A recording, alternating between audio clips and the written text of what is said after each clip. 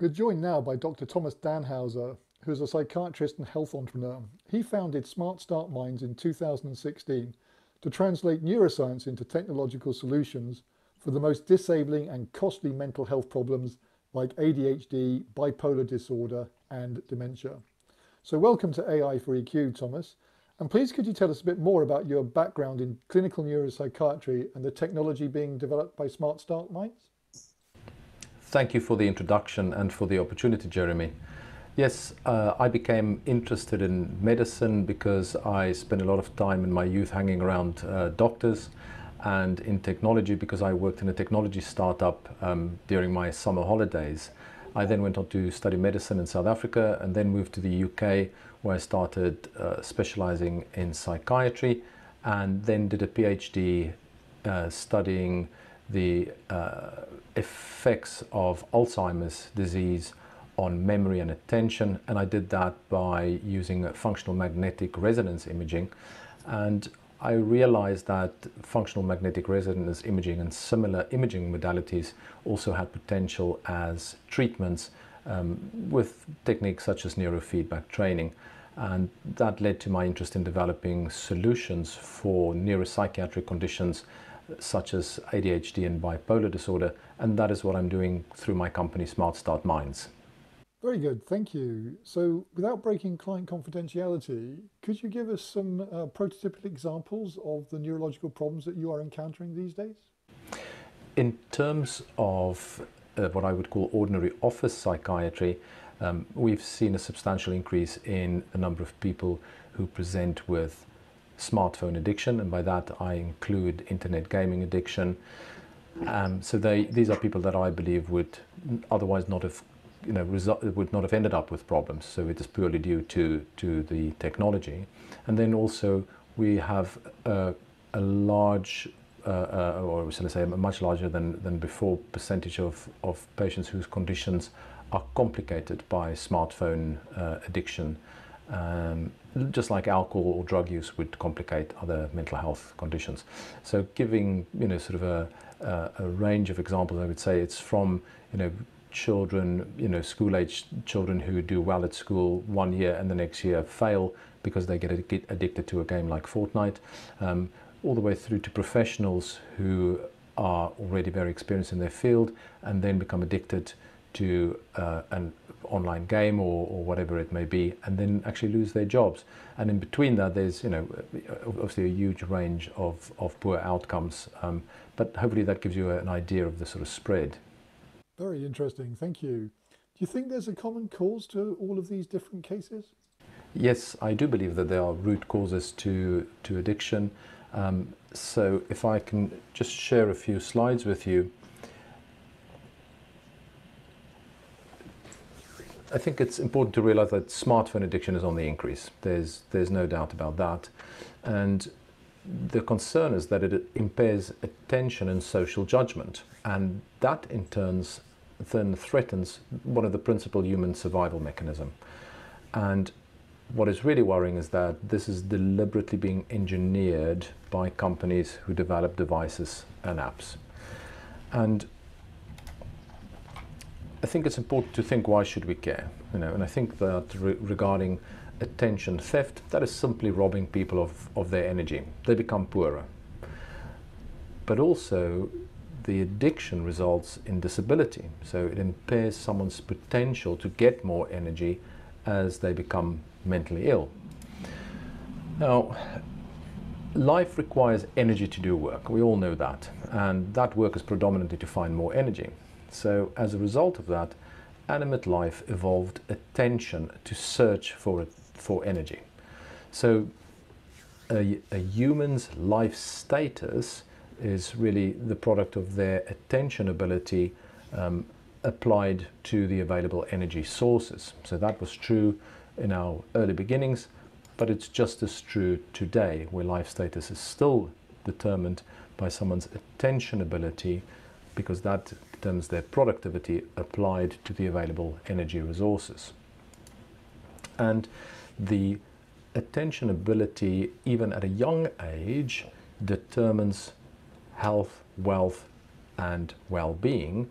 And so if we're talking about an addiction that affects your attention ability, you're really affecting someone's fundamental ability to survive. The results that is based on comes from life course studies. This one, for instance, ran in South Island, New Zealand, where a cohort of 1,000 people born in 1971 was followed up to see what the outcomes, what their lifetime outcomes were, and their attention was tested at a young age.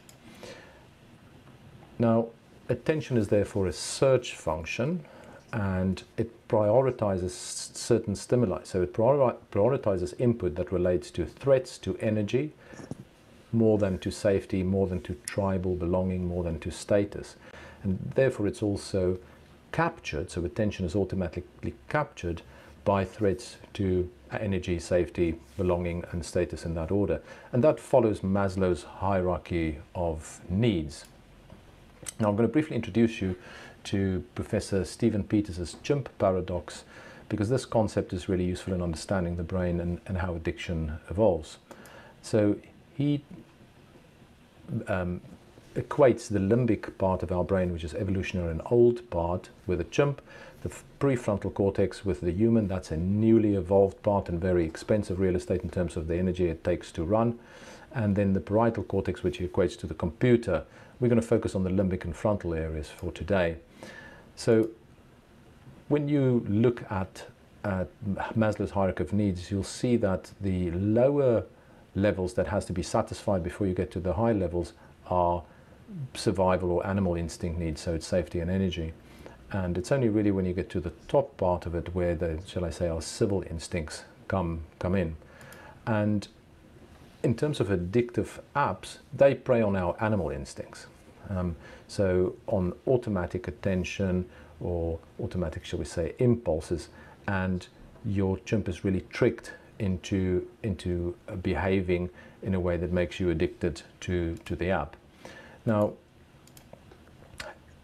you'll understand that if we look at how information is processed. So sensory input, so let's say for instance via vision or hearing, first goes to the limbic area, so it's processed there, and only if it does not stimulate the chimp is it passed readily to the frontal cortex for further processing. And if you have any information that comes in that relates to fight, flight, food, sex, novelty, or friendship, so potential threats or opportunities for reproduction, then that information stays in the limbic area that's processed there, and it's blocked from getting through to the frontal cortex, and the chimp then takes over behavior. And in terms of the chimp, we're really talking about an angry, aggressive primate, not a cuddly chimpanzee. And it's considered that the chimp is 5 times more stronger in terms of controlling behavior than the prefrontal cortex. If we apply this to something like a game like Fortnite, which is highly addictive, you'll see that stimulates fight, flight, and freeze reactions, which means the information stays with the chimp and the human has little chance to actually control that behavior. And Fortnite, by the way, was the first game that had a specific health warning in the UK. If we look at other examples like familiar apps like Facebook, Twitter, and WhatsApp, you will see that they stimulate fight, sex, and friendship instincts, shall we say, and therefore again the information stays with the chimp and the frontal cortex doesn't have a lot of control over behavior. And similarly with YouTube, but there are more opportunities there because it will also include food and novelty. So the general principle holds, so that if the information stimulates the chimp, it doesn't get through to the human.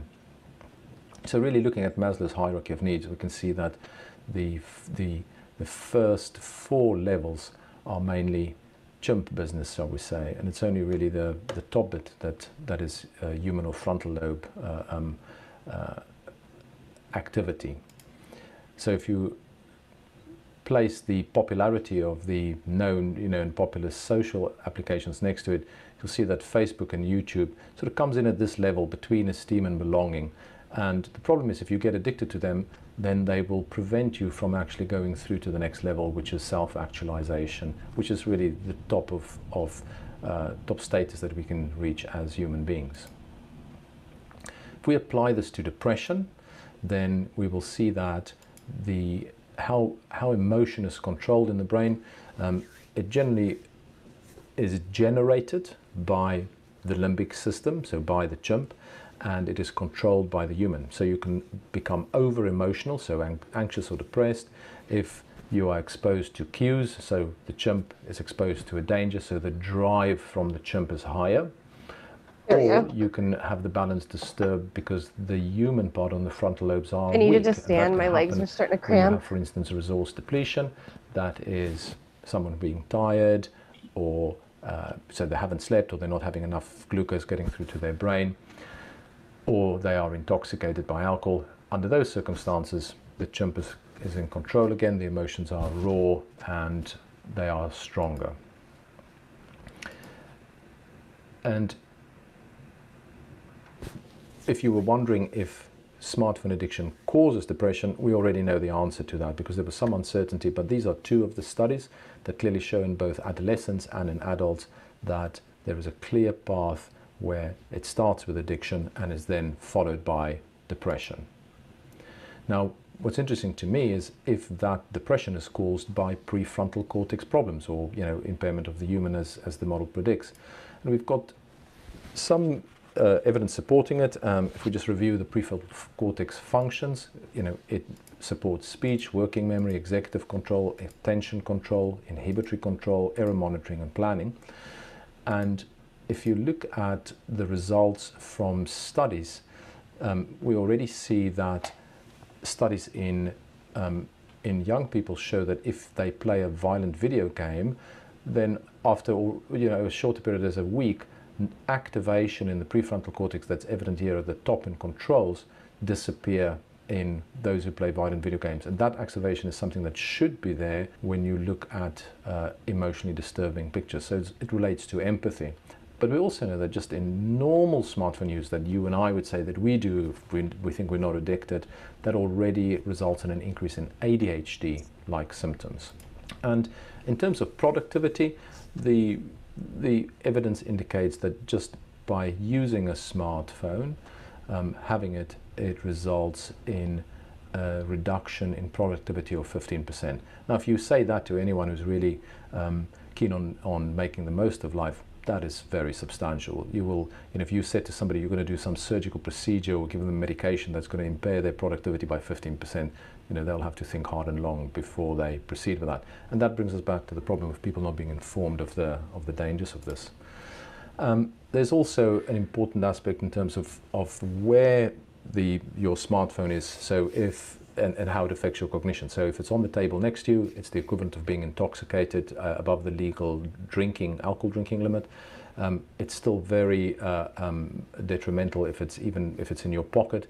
It's really only if it's in another room in your house that the effects start diminishing, as we can see from the statistics that I show you over here. So I think, getting back to what we started with, I think, getting addicted to apps, if it's deliberately engineered, that's attention theft.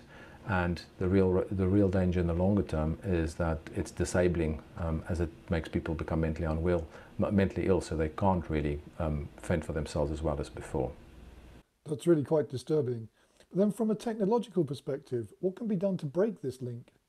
Well, I think that the cycle of addiction can be broken and it can be made safe by applying a few rules and regulation. So products in general have to pass a safety test or get a CE mark in Europe and the UK before they can be sold. And that's done to prevent injury or illness.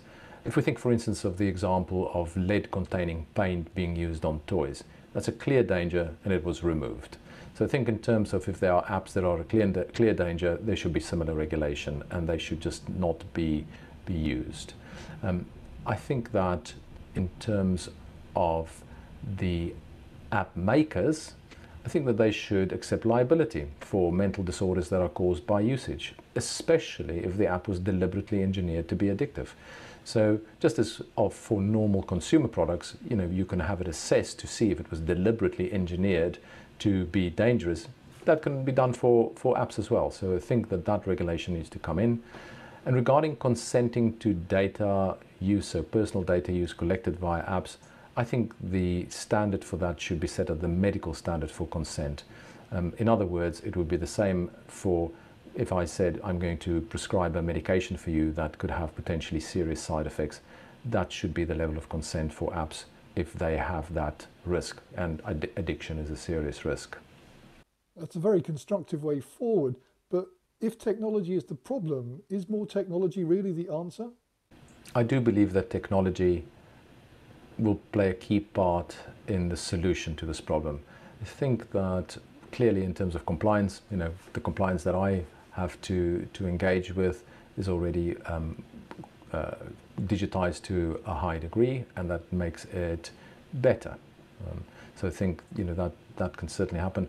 I think that the monitoring of apps and the effects can also be done through technology. You can be surveying people to see what the effects are of certain apps on their mental health, and I think we should look forward to a near future where all of the regulations and guidelines and incentives that are in place actually get the tech companies that make apps to start making them to benefit health, wealth and well-being for everyone, and that should be the driver and really the goal that everyone is working towards, rather than simple addiction to get more attention, to sell more advertising.